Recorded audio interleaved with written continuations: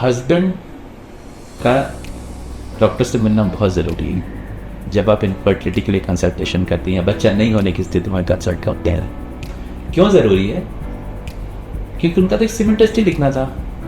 मैं तो, मेरी फ्रेंड मुझे बोली थी हस्बैंड का कोई ज़रूरत नहीं है, वो जानेंगे उनके लिए खाली सीमेंट टेस्ट लिख देंगे, तो नहीं भी जाएंगे तो सीमेंट टेस्ट लिख देंगे, करा लेना बाद में। ऐसा नहीं, क्यों नहीं है मैं आपको बताता हूँ। मैं doctor Vinod Agrawal, clinical director Sparsh IVF, Gulmarg Jamshedpur से बोल रहा हूँ।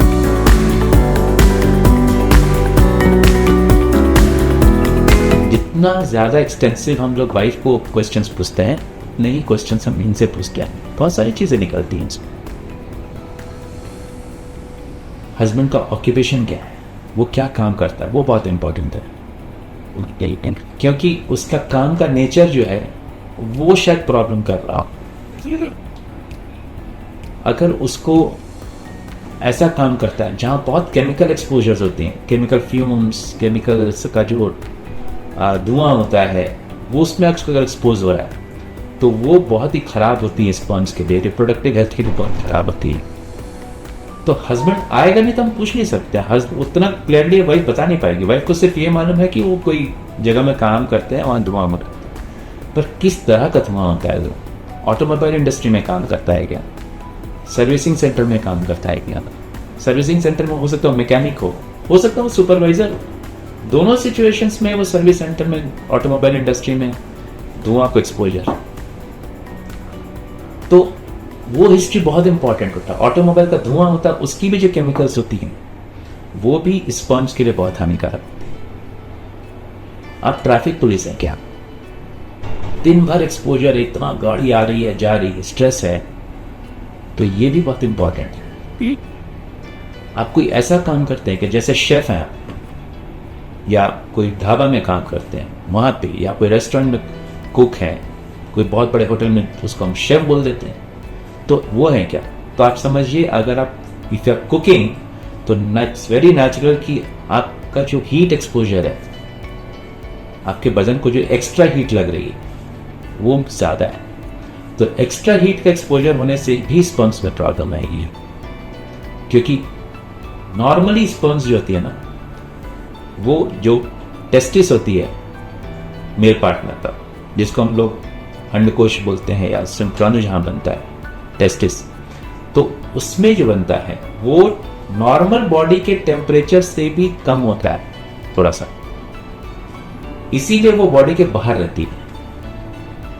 और अगर उस पर भी एक्स्ट्रा हीट आ रहा है, जैसे आप शेफ हैं या फिर मतलब जो मैं बताया आप कुक हैं, पूरा दिन भर आपका काम है कुक ही करना गैस के सामने, गैस चूल्हे के सामने, तो एक्स्ट्रा हीट आप एक्सपोज हो रहे, तो वैसे सिचुएशन में भी स्पर्म्स डैमेज हो सकती हैं और बच्चा नहीं होने की सिचुएशन आ सकती। तो ये चीज़ आपको समझना होगा। चौथा चीज़ है, आप कोई रेडिएशन रिलेटेड इंडस्ट्री में काम करते हैं क्या? रेडिएशन मतलब ये जो आपका यूरेनियम रेडिएशन या whatever it is, radiation, X ray technician, X ray को जो लैब्स वगैरह में, वो भी बहुत खतरनाक है। तो ये ऑक्यूपेशनल हैज़ार्ड्स है। दूसरा हो जाता है कि आपका पहले कोई बड़ा बीमारी तो नहीं है, अगर उसमें कोई बीमारी है, बहुत बड़ा शुगर है या लॉन्ग स्टैंडिंग थायराइड है, शुगर है, हाई ब्लड प्रेशर है, या पहले कभी आपका कैंसर का ट्रीटमेंट हुआ है क्या, या कैंसर का ट्रीटमेंट चल रहा है क्या, क्योंकि किसी भी एज में कैंसर हो सकती है, वैसे सिचुएशन में स्पर्म्स डैमेज हो सकती है। तो ये बीमारी हम जरूर निकालते हैं। बचपन में उसको कोई बीमारी होती है, स्पेशली हम लोग होती है मम्स, जिसमें आपने सुना होगा, देखा होगा कि गाल सूज जाता है बचपन में, वहाँ पे एक पट्टी लगाते हैं, छेदा पट्टी लगता था, उसको हम लोग बोलते हैं मम्स। अगर वो मम्स बहुत ज़्यादा हुआ होगा तो वो टेस्टिस के टिश्यूज़ को डैमेज कर सकती है और उससे स्पर्म्स बनने में प्रॉब्लम हो सकता है, क्योंकि स्पर्म्स जो है वो टेस्टिस में बनती है। कुछ नशा है क्या उसको, किसी चीज़ का नशा है, जो बहुत लंबे समय से शराब पी रहा है, बहुत लंबे समय से स्मोकिंग कर रहा है, या फिर गांजा, चरस, तो ये सब चीज़ें जो है, ये हिस्ट्री निकालना बहुत इंपॉर्टेंट होता है। बस कैंसर नहीं कर रहे हैं इज अ डिफरेंट।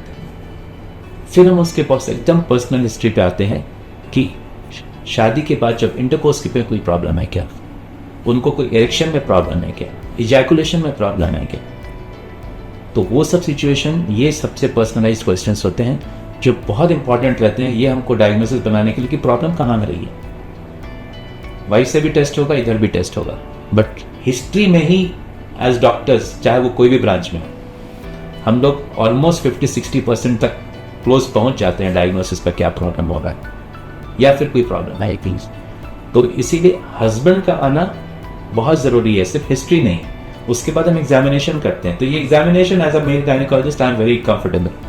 तो हम उसका एग्जामिन भी करते हैं प्राइवेट पार्ट्स को कि टेस्टिस का साइज कैसा है, हाइड्रोसिल तो नहीं है, या टेस्टिस बहुत छोटा तो नहीं है। हर चीज़ का अपना इंपॉर्टेंस है, डैमेज कर सकती है चीज़ें, नॉर्मल है कि नहीं, लिंग नॉर्मल है कि नहीं, वो भी देखना पड़ता है। तो अगर आपका फर्टिलिटी कंसल्टेंट हस्बैंड का चेक नहीं करते हैं, वो ज़रूर आपको एक एंड्रोलॉजिस्ट या फिर यूरोलॉजिस्ट को रेफर कर देंगे कि आप उनसे दिखवा लीजिए। तो हस्बैंड का सिर्फ टेस्ट नहीं, उनसे क्या क्या पूछना है, जिसको हम लोग हिस्ट्री बोलते हैं, प्लस उसका एग्जामिनेशन फर्स्ट विजिट में, ये सब कवर होता है। तब जाके डायग्नोसिस बनाना ईजी होता है कि हस्बैंड को आना चाहिए कि नहीं आना चाहिए। Keep watching my video, I see in my next video.